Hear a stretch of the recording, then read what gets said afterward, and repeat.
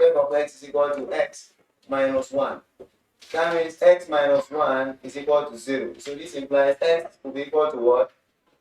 1. So our case 1, the first case 1, we say that if is a polynomial, if is the equation ax cubed plus bx squared plus cx minus 1 is the given polynomial degree. So we equate it to what? 0. Now, what is x? When x is 1, when x is 1, we don't say f of what? 1. Whenever we see x, we replace with what? 1.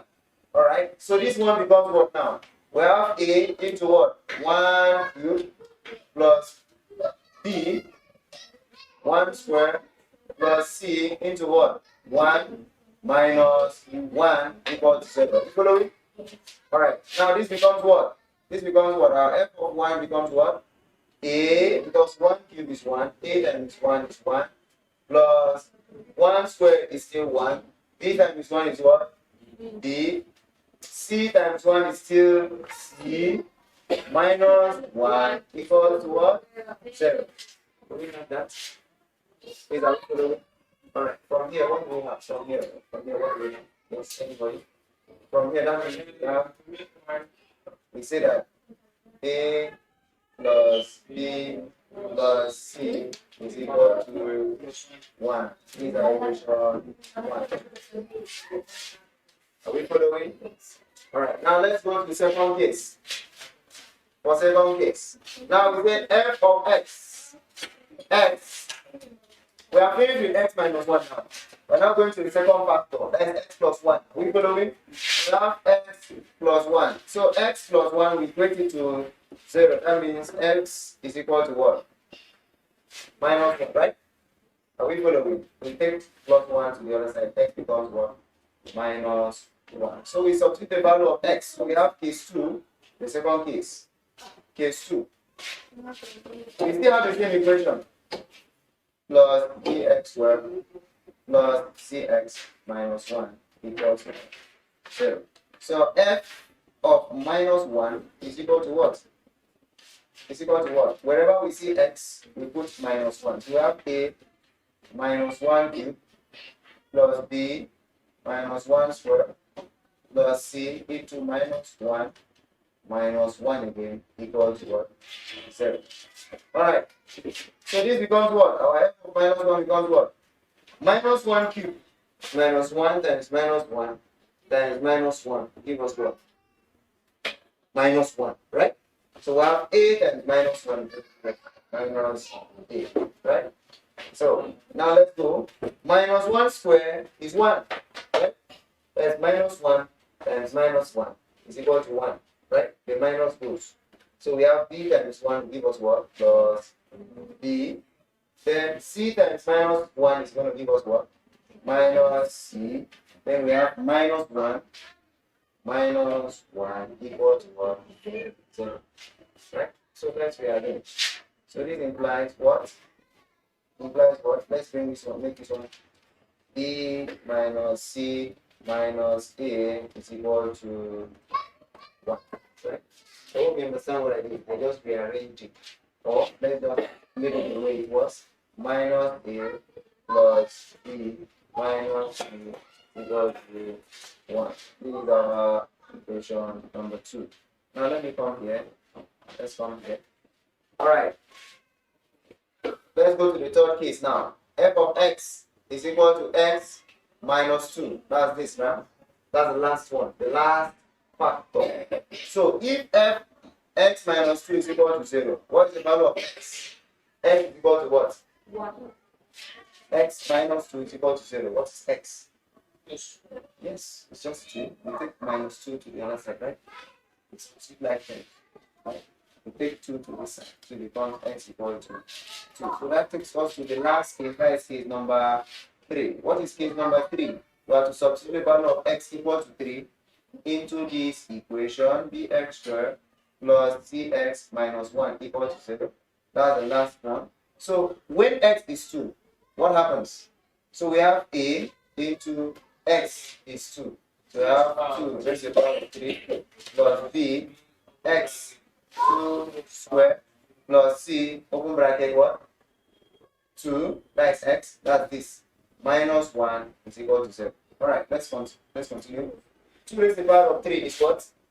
2 raised to the power of 3. 2 times 2 times 2, which is what? 8. So 8 times 8 will give us what? 8a plus 2 squared is 4. B times 4, we have 4b plus 2c is equal to 1. So we have our equation 3. So now let's bring it down to the 3 equations. Okay? So let's bring it down to equation 3. So in the first equation we have a plus b plus c is equal to 1. Then the second one is what? Minus a plus b minus c is equal to 1. So, and the third equation is what? 8a plus 4b plus 2c is equal to 1. This is equation 1, this is equation 2, and this is equation 3. Alright. I can clean this one now, right? Let me go from here to this point. Let's stop here. Please look at something.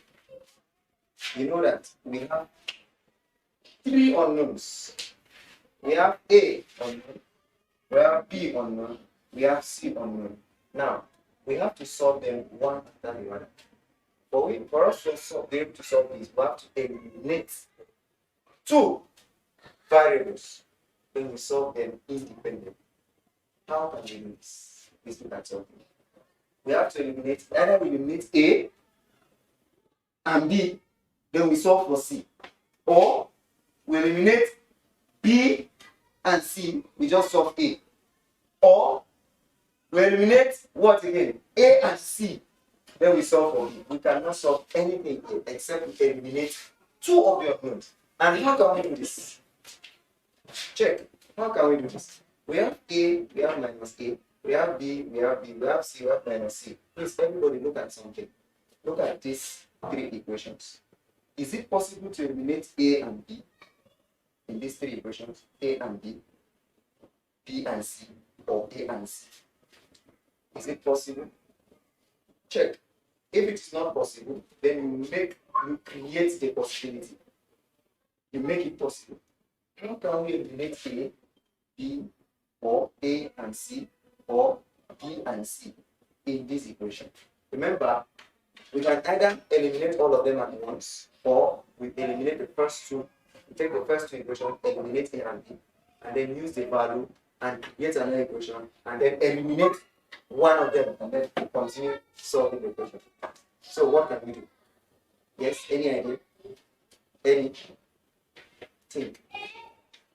Any idea? What can we do? Okay. Let's check this. Please look at something.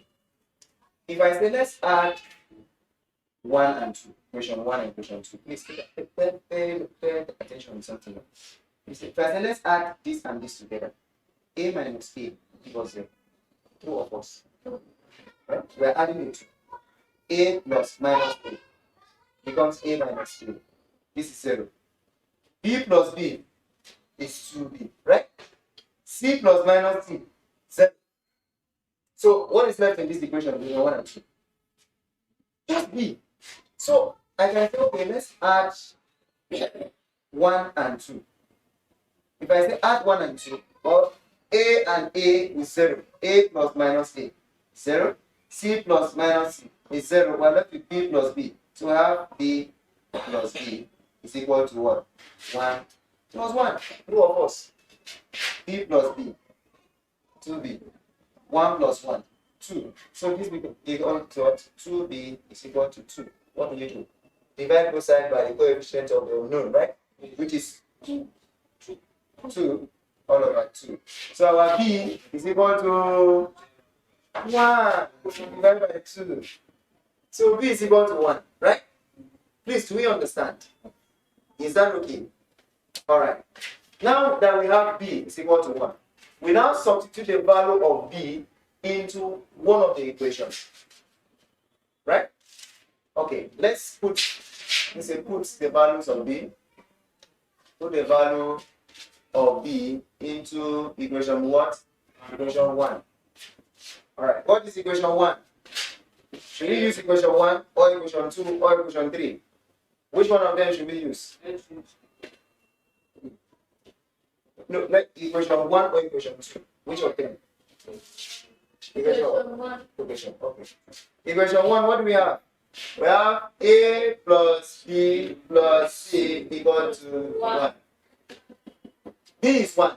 So that this becomes what? A plus C plus 1 is equal to 1. Collect like terms, right? So we have A plus C is equal to 0. Are we following? A plus C is equal to 0. Please, you understand? Do we get it? Alright. So if A plus C is equal to 0, let's call this equation what? Equation 4. Because it gives us another equation. Right? Or we can say A is equal to minus C. Or C is equal to minus A. Whichever one, make any of them the standard formula. Please look at something. A plus C is equal to 0. Is either A, we take C to this side, is equal to minus C. Or we leave A, we leave C, we take A to the other side, because C is equal to what? Minus A. Whichever one. We now put the value. P is still equation 3. P is still equation, is it 3 or 4? Equation 4. Put equation 4. Equation 4 into 3. Look at the equation 3 here. What is our